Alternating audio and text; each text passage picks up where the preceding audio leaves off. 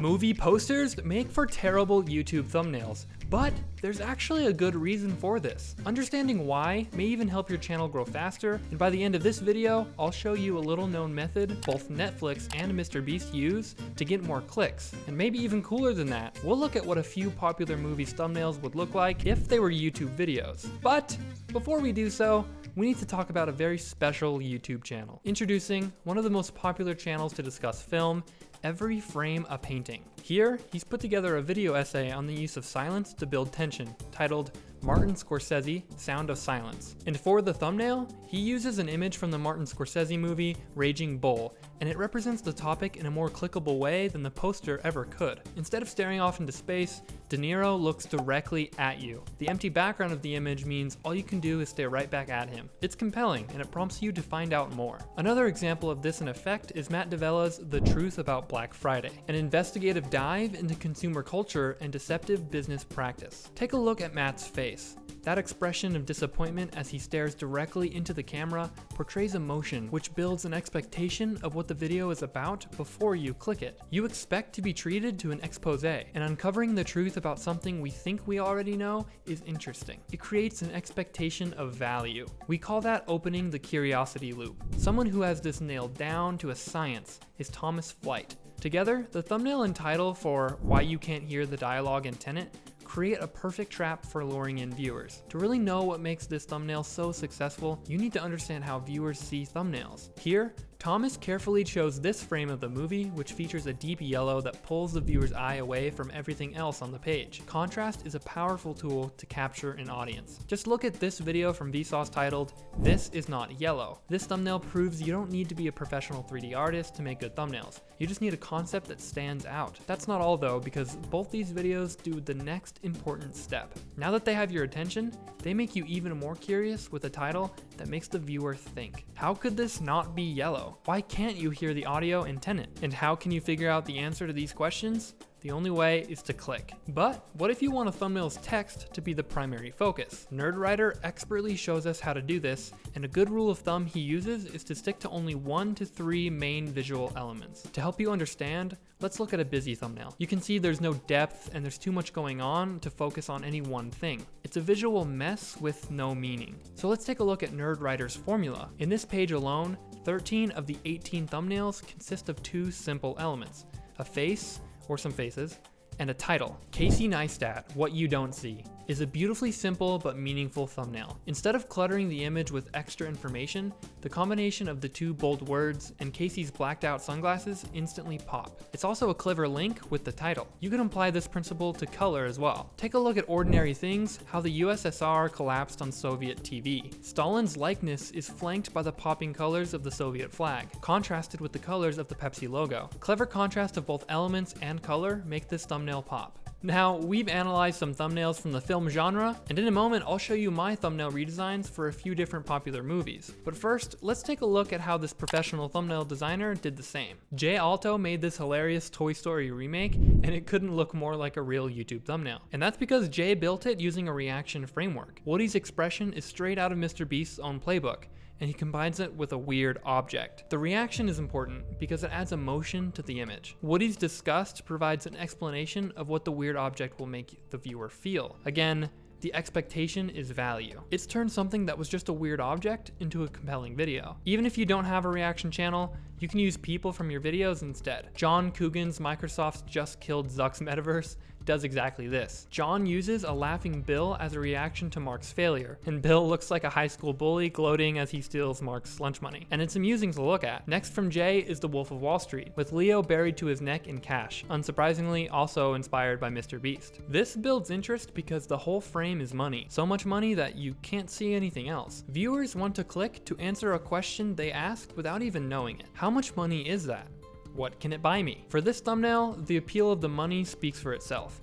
But what if your video is about something that seems boring on the surface? If you ever pick a topic for a video and think, yikes, this isn't that interesting, don't toss it out right away. Ambiguity is a trick you can use to spice it up. Tom Scott's The Most Expensive Object by Weight is a prime example. What's the object? You have to click to find out. If it was titled more specifically, it would be, this stamp is the most expensive object by weight, and all the interest would be gone. You could still title it, why is this stamp the most expensive object by weight?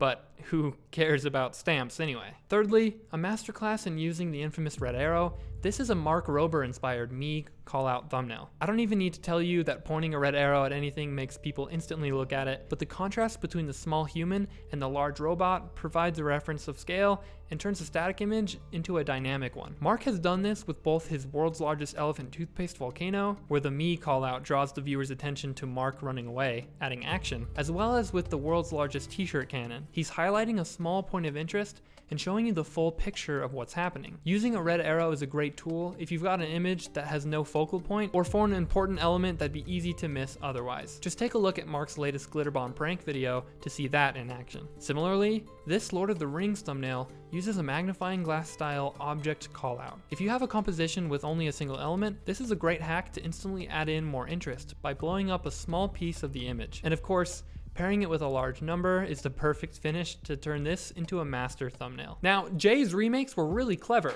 and I knew I had to take a shot and make a few myself. So, first up is the Star Wars thumbnail I made, and I designed it using the comparison framework. That means I used kind of a side-by-side composition with two different contrasting elements being compared. And of course, for the movie, this means the light side and dark side, you know, the Jedi and the Sith. All I did, let me just walk through really quick, was added a few effects like this flame and smoke. I manually painted in the lightsaber. I cut out a picture of Luke and the forest, as well as I manually created this flare looking Sith lightsaber, and also cut out Darth Vader and put him in the Death Star. Much more themed, and just two very different contrasting elements being put next to each other. And that creates, in my opinion, a really strong thumbnail with their faces looking right at the camera. All right, and next up is Titanic. Okay, so this is a high contrast thumbnail. I wanted the orange life raft to pop out on the ocean. And so of course I modeled after the Iraq thumbnail that I'm showing on screen now. For this thumbnail, I actually just used a picture of Iraq from that thumbnail because I thought it matched so perfectly. But what I did was I took a render of the Titanic and kind of stuck it in the background here, added some shadow underneath and some splash effects, cut out this life raft and added it here. And while it's not the most realistic thumbnail in the world, I think it does a pretty good job at catching the viewer's eye, especially with this orange life raft popping out on top of the blue and with these contrasting colors. And last up, The Dark Knight. So this is a Batman thumbnail, and I wanted to do a transformation. So similar to the Star Wars one, this is a side-by-side, left and right, but this time it's a transformation from before and after. And of course, in this context, that means going from Bruce Wayne, penthouse skyrise, to Batman in an alleyway, kind of at night, both staring directly at the camera. You know, the emotion of both faces definitely catches the viewer's attention, and the before and after text kind of signifies the transformations happening, going from one to the next. I also considered doing something like a red arrow, but it just didn't look as good in this context in my opinion, so instead I just went for the text. To really understand why movie posters usually make for bad thumbnails, we first have to answer this question. What even is the point of a movie poster? They're really just meant for out-of-home marketing, like a billboard. You'd certainly see one if you went to the theaters, but you'd only be looking at it. It's not like you could click it. All it needs to do is raise awareness. But then, what are YouTube thumbnails for? Well, the goal is similar, but different in a small yet crucial way. Thumbnails aren't just about awareness. They're about getting a viewer to act. Take a look at Netflix and you'll see they often use thumbnails that look much closer to what you'll find on YouTube. Aside from being formatted in a 16:9 aspect ratio, the characters shown are much more likely to be in action and with some kind of emotion. If you look at any film posters, about 85% feature a character with the same exact vaguely concerned, flat expression. That just doesn't get attention very effectively on a screen full of competition. Want proof? Find me a Mr. Beast thumbnail where Jimmy has his mouth closed. Emotion gets clicks. Now the answer to a very important question. Are my movie remake thumbnails actually better for the films they were made for? Well, probably not.